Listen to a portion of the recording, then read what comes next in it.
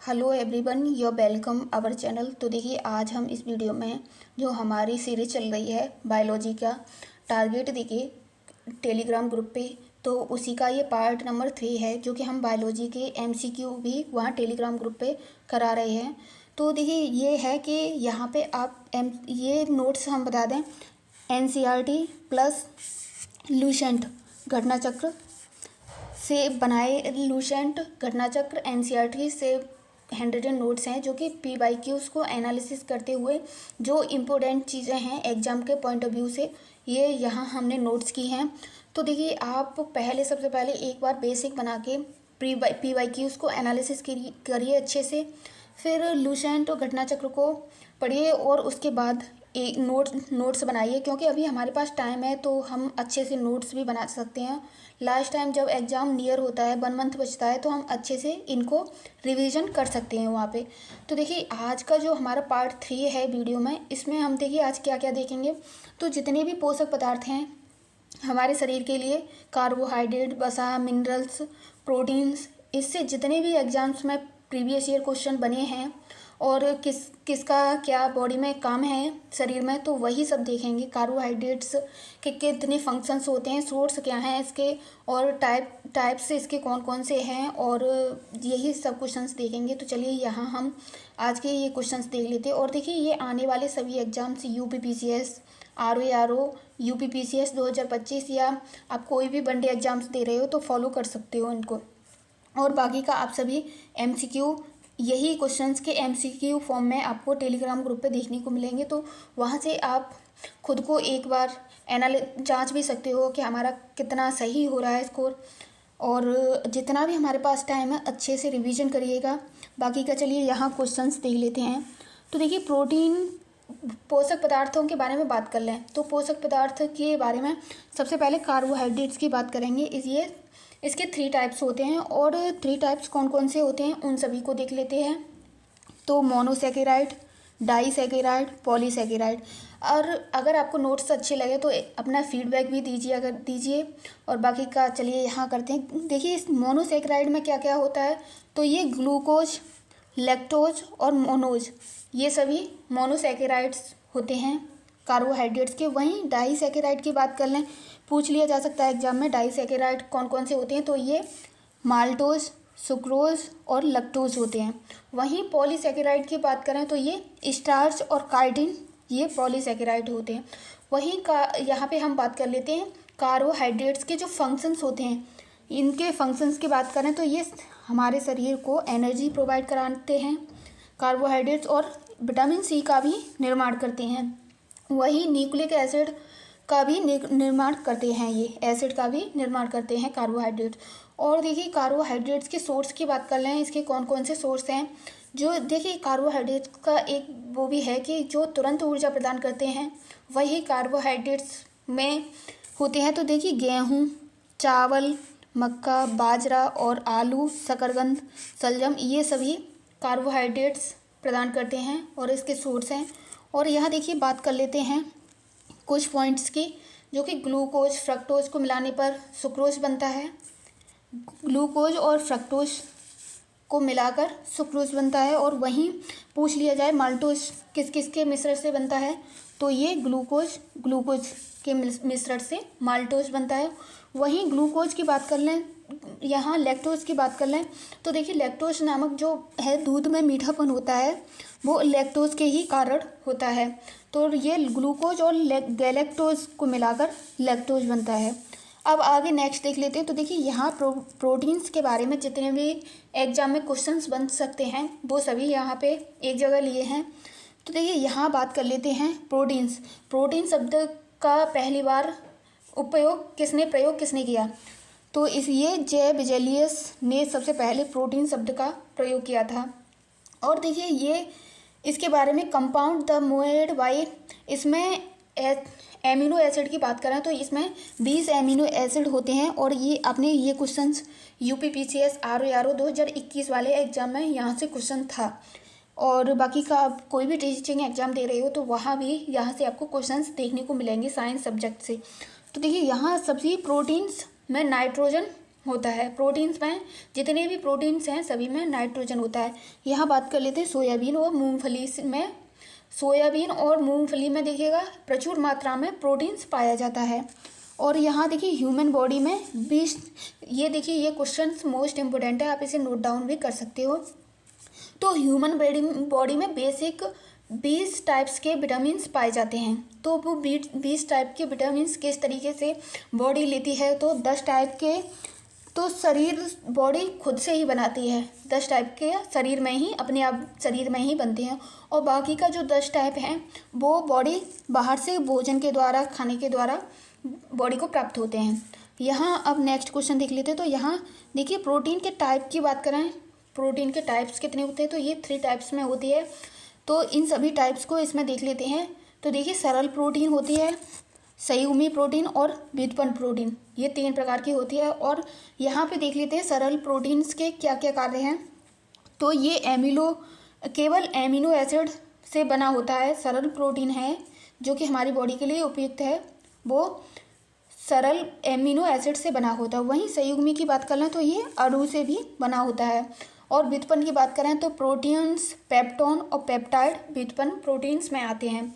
यहाँ देखिए इसके बारे में न्यूक्लियोप्रोटीन्स ये सभी बनते हैं। इन्हें क्रम में लगाने के लिए पूछ लिया जाए तो ऐसे भी लगा सकते हैं। यहाँ पे देखिए प्रोटीन्स के स्रोत की बात करें तो ये प्रोटीन्स के स्रोत कौन कौन से हैं, तो देखिए ये दूध, अंडा, बादाम, दाल, सोयाबीन, पनीर और मूंगफली। और देखिए ये सभी सोर्स प्रोटीन्स के हैं। और यहाँ दूध के बारे में बात कर लें तो दूध में कौन सी विटामिन नहीं पाई जाती है, तो ये आप कमेंट बॉक्स में इसका आंसर दीजिए कि दूध में कौन सी विटामिन नहीं पाई जाती है। और यहाँ देखिए रोग के बारे में बात कर लें तो बच्चों में प्रोटीन्स की कमी से रोग होते हैं। बच्चों में प्रोटीन्स की कमी से कौन कौन से रोग होते हैं, तो ये 2 रोग होते हैं, क्वाशियोर और मैरास्मस। इसके कारण क्या होता है कि बच्चों में सूखा रोग हो जाता है, पेट निकल जाता है, वही इसमें आते हैं। और यहाँ वसा के बारे में बात कर लें, वसा से हमारी बॉडी को क्या प्राप्त होता है, इसके मॉडल्स क्या हैं, उन सभी को देख लेते हैं। तो वसा से हमारे शरीर को एनर्जी प्राप्त होती है। और देखिए यहाँ बात करें इसके मॉडल्स की, तो ग्लिसरॉल तथा वसा अम्ल के सहयोग से बनता है मॉडल्स। और देखिए इसमें कौन कौन से वो पाए जाते हैं, तो कार्बन, हाइड्रोजन, ऑक्सीजन, ये सभी वसा में पाए जाते हैं। यहाँ वाटर में नहीं। ये देखिए वसा क्या है, आपने देखा होगा तेल जब आप पानी पे डालते हो तो उसकी बूंदें ऊपर वो हो जाता है, तो ये वसा में घुलनशील नहीं है, वाटर में नहीं घुलता है पानी, तो उसी का बताए हैं। यहाँ पे देखिए 2 टाइप्स कौन कौन से हैं वसा के, तो ये संतृप्त और असंतृप्त 2 टाइप्स हैं वसा के। नारियल व ताड़ का तेल होता है, जो पाम ऑयल होता है, ये संतृप्त वसा है। और पाम ऑयल होता है जो कि सरसों के तेल में भी पाम ऑयल की ही मिलावट आती है। यहाँ असंतृप्त की बात कर लें तो ये मछली के तेल व वनस्पति तेल से प्राप्त होता है।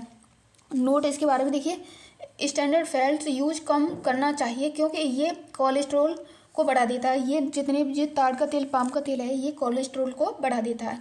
तो इसके सोर्स की बात कर लें तो मिल्क में वसा पाया जाता है, मीट में, फिश, मछली में, बटर में, इन सभी में वसा पाया जाता है। अब आगे नेक्स्ट देख लेते हैं। यहाँ विटामिन्स के बारे में बात कर लेते हैं। विटामिन से जितने भी क्वेश्चंस बने हैं, तो देखिए विटामिन शब्द के जनक कौन है, तो ये फंक ने विटामिन्स के जनक माना जाता है। फंक को डिस्कवर्ड बाई फंक्स। तो ये इसकी किस सन में की थी, तो 1911 में। और देखिए विटामिन्स के टाइप की बात करें तो BC। देखिए आप बेसिक से अगर जल में घुलनशील और वसा में घुलनशील विटामिन्स को याद कर रखना चाहो तो जल में घुलनशील विटामिन्स हैं तो वो BC जल में घुलनशील विटामिन है। बाकी कई जितनी भी विटामिन्स हैं वो वसा में घुलनशील है। तो देखिए vitamin A, vitamin D, vitamin E, vitamin K, vitamin C, ये सभी वसा में घुलनशील फैट्स में घुलने वाली विटामिन्स हैं। अब आगे नेक्स्ट क्वेश्चंस देख लेते हैं। तो देखिए यहाँ पूछा गया है खनिज रबड़। खनिज रबड़ से जितने भी क्वेश्चंस हैं जो कि हमारे एग्जाम के पॉइंट ऑफ व्यू से इम्पोर्टेंट हैं, उन सभी को यहाँ लिख लिए हैं। तो देखिए यहाँ खनिज के मिनरल्स के बारे में बात करें तो ये सोडियम पाया जाता है इसमें, और कैल्शियम पाया जाता है जो कि हड्डी और दांतों में पाया जाता है। यह फास्फोरस की बात करें तो ऐसे भी पूछ लिया जाता है, फास्फोरस दांतों के लिए और हड्डियों को मजबूती प्रदान करता है, तो ये दोनों के लिए पाया जाता है। यहाँ आयरन की बात करें तो ये आरबीसी में हीमोग्लोबिन, आरबीसी के हीमोग्लोबिन को नियंत्रित करता है, उसमें होता है, उसी का बताया गया। यहाँ आयोडीन के बारे में बात करें, आयोडीन खनिज लवण है।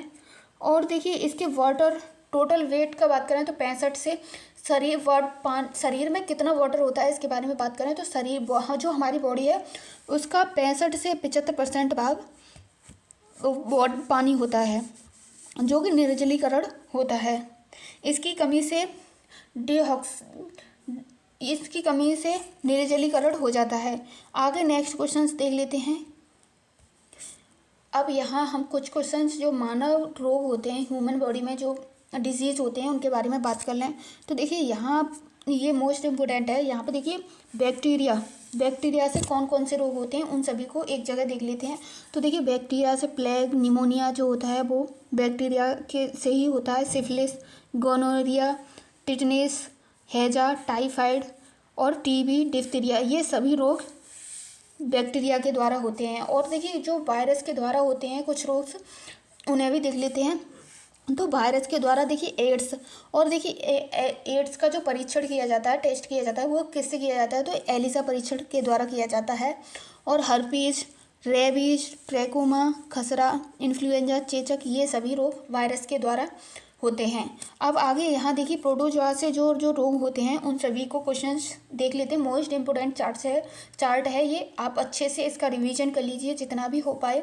तो प्रोटोजोआ के बारे में बात करें तो ये हमारी बॉडी में मलेरिया, पायरिया, कालाजार, पेचिस, ये सभी रोग प्रोटोजोआ से होते हैं। मलेरिया, पायरिया, कालाजार, पेचिस, ये रोग मलेरिया से होते हैं।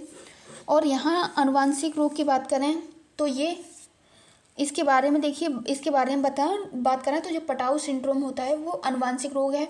वहीं वर्णांधता की बात करें तो ये आनुवांशिक रोग है।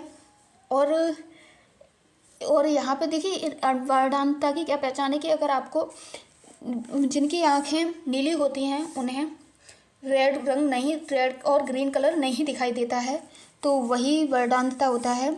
और यहाँ देखिए इसकी बात कर लें, रक्त में थक्का नहीं बनता है, आनुवांशिकता हीमोफीलिया, रक्त का थक्का नहीं बनता है। इसमें हीमोफीलिया जो रोग होता है वो आनुवांशिक रोग है। टर्नर सिंड्रोम की बात करें जो फीमेल में होता है, ये एक आनुवांशिक रोग है। डाउन सिंड्रोम की बात करें तो ये आनुवांशिक रोग है। डाउन सिंड्रोम में क्या होता है कि गुणसूत्र 46 होते हैं, उससे कुछ कम ज़्यादा हो जाते हैं, वो डाउन सिंड्रोम है। और क्लीनीफेल्टर सिंड्रोम ये मेल में होता है। और बाकी का जितने भी आनुवांशिक रोग, प्रोटोजोआ, बैक्टीरिया, वायरस से जितने भी रोग और डिजीज़ होने वाले थे हमने यहाँ सभी एक जगह देख लिए हैं चार्ट के माध्यम से। अब आगे के क्वेश्चंस देख लेते हैं। तो देखिए आरएनए का आविष्कार किसने किया? तो आरएनए के आविष्कार की बात करें जेम्स बर्टन और आर्थर अर्ग ने किया था। वहीं डीएनए की बात करें तो जेम्स वाटसन और क्रिक, इन तीनों ने डीएनए का आविष्कार किया। वहीं पेनिसिलिन की बात करें तो ये फ्लेमिंग, और चेचक की बात करें तो जेनर, रेबीज के बारे में बात करें तो पाश्चर, ये सभी इनके आविष्कारक या वैज्ञानिक नेम कुछ भी बोलो वही हैं। तो आज की वीडियो में जितने भी हमने जूलॉजी से संबंधित क्वेश्चंस थे ह्यूमन बॉडी से, वो सभी विटामिन्स, मिनरल, प्रोटीन्स और जो रोग डिसीज थे मानव की बॉडी के लिए, ह्यूमन बॉडी के लिए, तो वो सभी हमने देख लिए हैं। बाकी का आप एक बेसिक आइडिया लेके नोट डाउन भी इन्हें कर सकते हो। और जितना भी हो सके, जितना भी हम लोगों के पास टाइम है, अच्छे से रिवीजन करते रहिए, यही टाइम है। बाकी का आप कमेंट बॉक्स में इसका फीडबैक भी दिया करिए, और अगर इसकी PDF चाहिए तो हम टेलीग्राम पे प्रोवाइड करा देंगे। तो आज के लिए बस इतना ही। Thanks for watching this video.